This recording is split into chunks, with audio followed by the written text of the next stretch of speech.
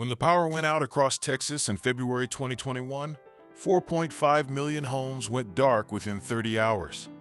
People burned books for heat, charged phones in idling cars, and watched their grandparents die in temperature drops of 70 degrees. The lights had been on for 140 years, and one ice storm took them out. In 1380, in a small village called Cotterstock in Northamptonshire, England, a peasant family lit their two-room cottage for an entire winter on nothing more than a bundle of weeds and a jar of mutton fat. No electricity, no candles. They worked, mended clothes, told stories, and slept in a home lit by a system that had been refined over 1,200 years. The peasant used three things you can find within walking distance of your own house: a specific marsh rush called Juncus effusus, a lime-washed wall, and the fat your butcher throws away. Today, we're going to walk through exactly how that system worked, why it vanished in the 1850s, and how to build a working version of it in your kitchen this weekend. Subscribe and comment for more medieval videos. The first thing to clear up is the candle. Almost every period drama, every Renaissance painting, every children's book about the Middle Ages shows a peasant family huddled around a wax candle on a wooden table. That image is false. By the late 14th century, a pound of beeswax candles cost roughly 6 to 8 pence retail in London. An unskilled rural laborer in southern England earned about 2 pence a day. A pound of beeswax candles equaled 3 to 4 days of wages, and a pound of candles burned out in 2 evenings. Beeswax candles burned in monasteries, in royal halls, in cathedrals during the Easter Vigil, and at the bedside of dying nobles. They did not burn in peasant cottages. The records confirm this. Surviving manorial account rolls from English estates and monasteries show beeswax flowing steadily to chapels and great halls, never to tenant farmers. Tallow candles, the cheaper kind cast from sheep or beef fat in a metal mold, existed by the 13th century. But tallow was not cheap either. A pound of tallow could be turned into soap, traded for grain, fed to a child during a hard winter, or rendered into cooking fat. Burning a pound of pure fat to light one evening of stitching was the kind of waste a peasant household could not afford. What is more, the tallow candle was a guild-controlled product in most English towns. The Worshipful Company of Tallow Chandlers of London received its first royal charter in 1462. Their candles were stamped, taxed, and sold through licensed shops at prices the rural poor could not match. So the question of how a medieval peasant lit his home is not a question about candles at all. It is a question about a different lighting technology that has been almost completely erased from the historical record we are handed in school. That technology starts in a wet ditch. In June of 1775, an English naturalist and country parson named Gilbert White walked out to a marshy field behind his parish at Selborne in Hampshire. He bent down, cut a handful of green stalks no thicker than a pencil, and brought them back to his study. Over the next several months, he measured, weighed, and timed every step of what he had watched the local cottagers do with those stalks for the previous 40 years. His findings were published in 1789 in the Natural History and Antiquities of Selborne, Letter 26. They remain the single most precise contemporary record of medieval rushlight technology that we have. The plant was the soft rush, Juncus effusus, a perennial that grows in any damp pasture across the entire temperate world. White's cottagers gathered the rushes in midsummer when the stems were at their longest. They cut them into lengths of 15 to 30 inches. They soaked the stems in cold water for a day to keep the bark pliable. Then came the skilled part. With a fingernail or a small blade, the rush was peeled. The green outer skin was stripped away in a spiral, leaving one thin ribbon of bark running the full length of the rush as a structural backbone. Inside the bark, the pith of the rush was exposed. White, weightless, faintly translucent. The pith would become the wick. The peeled rush was hung on a string by the kitchen fire to dry for 3 to 5 days until it was light and brittle as straw. Then it was dipped through a pan of warm mutton tallow, pork fat, or kitchen grease saved through the year. The pith soaked up the fat like a wick of capillaries. One pass through the fat, lift, cool, dip again until the pith was thoroughly coated. Gilbert White weighed the result. 1 pound of dried peeled rushes plus 6 ounces of household grease produced approximately 1,600 rushlights, each one between 15 and 28 inches long. He timed the burn. An average rushlight at 15 inches burned for about 57 minutes.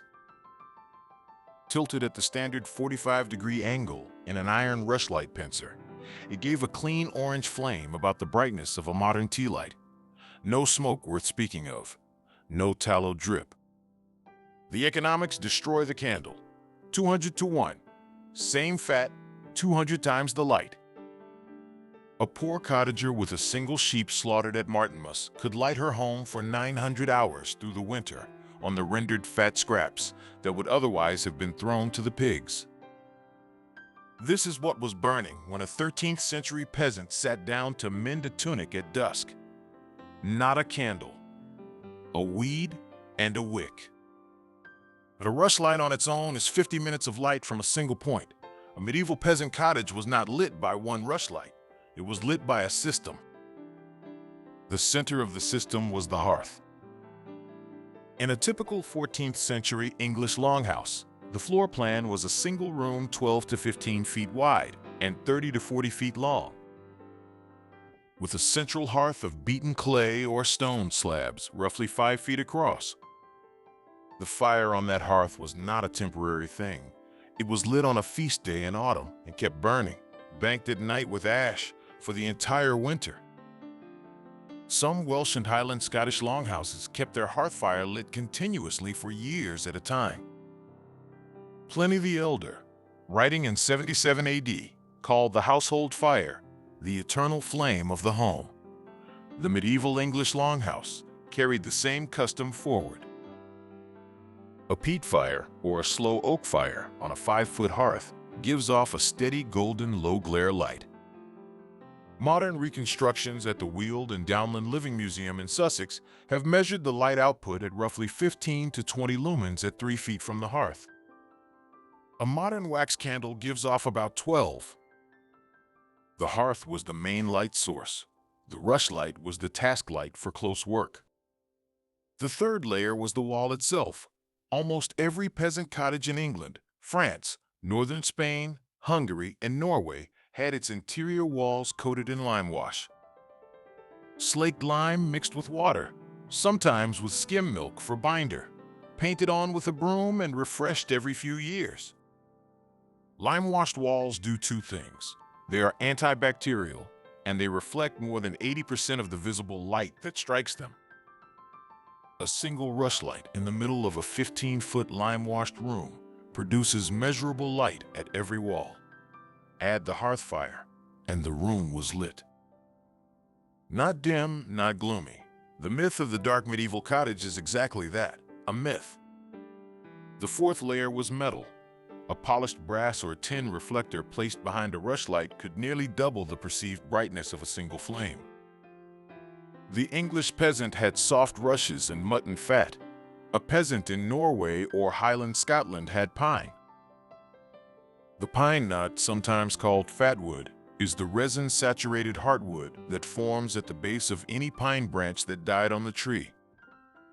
A 2-foot fatwood splint mounted on an iron sconce gave roughly an hour of bright torch-grade light. The Mediterranean version was older still. The crescent lamp, a stone or pottery bowl with a shallow oil reservoir and a floating linen wick, has been excavated from sites in Crete dating to 1500 BC. Every region developed its own lighting kit out of whatever local fat or resin was free. There was never just one medieval lighting system. There were 40. The common thread was that the light source was always made by the household, from materials gathered in summer, with skills passed mother to daughter. You can begin rebuilding the system this weekend. 6 steps. Each one has been done in every century for the last 2,000 years. None of them require electricity, a hardware store, or more than $10 of materials. Find your rushes. Soft rush. Juncus effusus grows in any damp ditch, wet field, or pond margin in every temperate region of the world. Soak the rushes for 24 hours in a bowl of cold water. Peel them. Hold the rush by one end. Using your thumbnail, run a strip of bark away from the body of the rush, leaving one thin ribbon of green bark running the entire length to support the pith. Dry the peeled rushes for 3 to 5 days hanging from a string in a warm, dry spot. Render your fat. Save kitchen grease for a month. Bacon fat, beef trimmings, the fat off a roast chicken. Dip the rushes. Hold each rush by the unwicked end. Drag it slowly through the warm fat. Lift it out. Let the excess drip back. Repeat the dip 3 times for a heavily coated rush. A 15-inch rush coated 3 times will burn for roughly 50 minutes. Tilt your finished rush light at a 45-degree angle in any non-flammable holder. A cast iron Dutch oven lid, a notched cork wedged into a glass jar, or a pair of household pliers braced against a brick will all work. The first rush light you light will smell like bacon. By the time you have made a batch of 50, your hands will know the work. Your kitchen will smell faintly like a 14th century cottage. And you will have lit your home for an entire winter on materials that cost you nothing but your own attention. Fat is cheap. Your independence is not. When the power went out across Texas in February 2021, 4.5 million homes were dark inside of 30 hours. The peasant in Cottistock had a rush light in her hand within 30 seconds of dusk. The grid did not fail her because she was never on it. This is not a sales pitch for the harder life. The medieval peasant worked longer hours than you do, ate worse food in the lean months, and watched her children die of diseases your antibiotics would clear in a week. Medieval lighting is a parallel skill, not a wholesale return. We let it go in 2 generations because the new option arrived easier and brighter, and the old one had no defender. The rushes are still growing in the ditch. The fat is still in your pan. The walls are still ready to be lime washed. Subscribe to Medieval Way. Drop a comment and tell us the longest power outage you have ever lived through. Make a rush light this weekend, and the next outage will be a quieter night instead of an emergency.